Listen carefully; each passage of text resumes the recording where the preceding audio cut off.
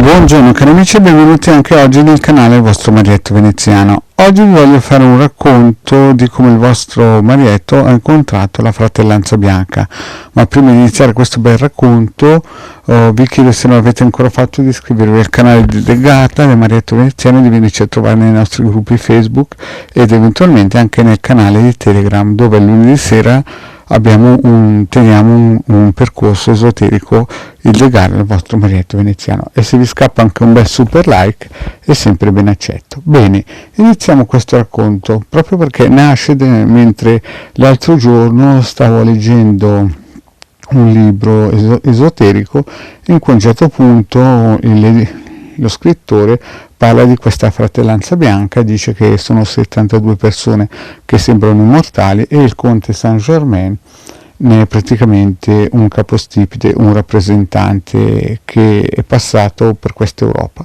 Ebbene, il vostro Marietto ha cominciato a conoscere il nome fratellanza bianca quando più o meno aveva 5-6 anni. E perché questo? Perché verso i 5-6 anni, come ho già raccontato in altre pillole, il vostro Marietto era sempre soletto e giocava nel cortile soletto e abitava in una casetta praticamente in mezzo ai boschi. Per raggiungerla bisognava fare 175 scalini, quindi il babbo, quando aveva bisogno del latte o di un pacchetto di sigarette oppure di un po' di prosciutto, mandava giù il vostro Marietto a fare 160 gradini, 175, e doveva comprare magari solo mezzo litro di latte o le sigarette, il latte, il prosciutto cotto, eccetera, no?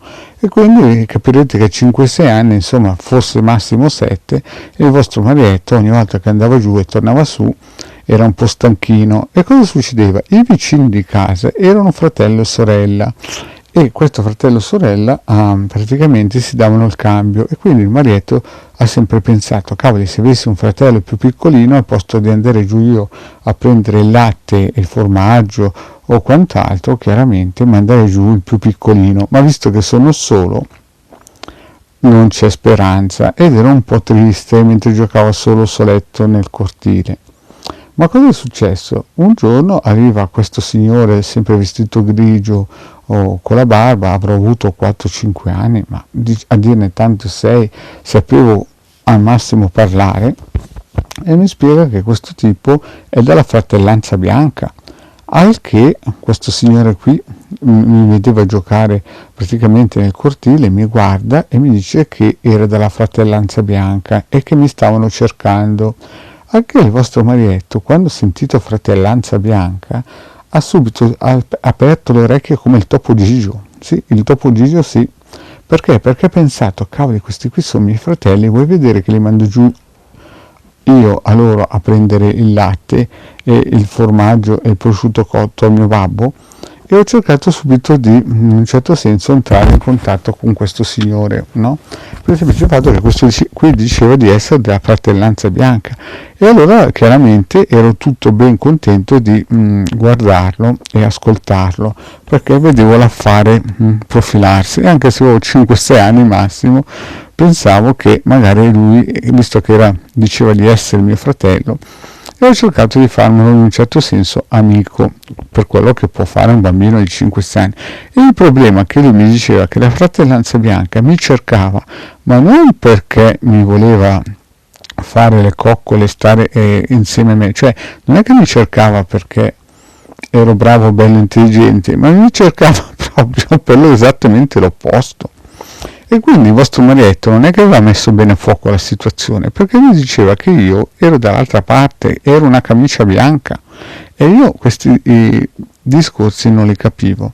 Poi chiaramente a 7 anni, come ho raccontato, che sono arrivati 3 spazzacamini di cui lui faceva parte, e che mi dissero in quel momento lì che ero un cabalista, a 7 anni e mezzo più o meno, e che mi spiegavano che la moto sarebbe arrivata a salvarmi.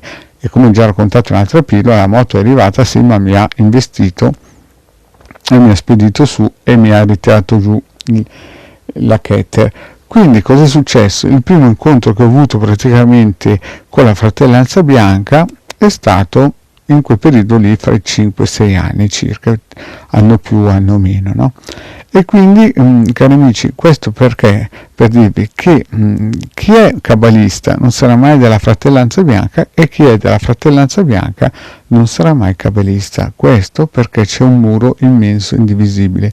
La cabala, i cabalisti sono dalla via di mezzo o massimo della mano destra, e la fratellanza bianca, anche se un bel nome edulcorato, sono della mano sinistra. Quindi questo discorso, questa pillola farò più avanti in altre pillole.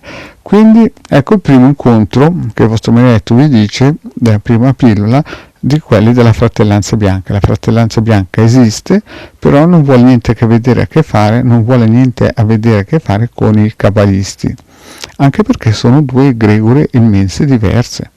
Ed è vero che la fratellanza bianca esiste da millenni.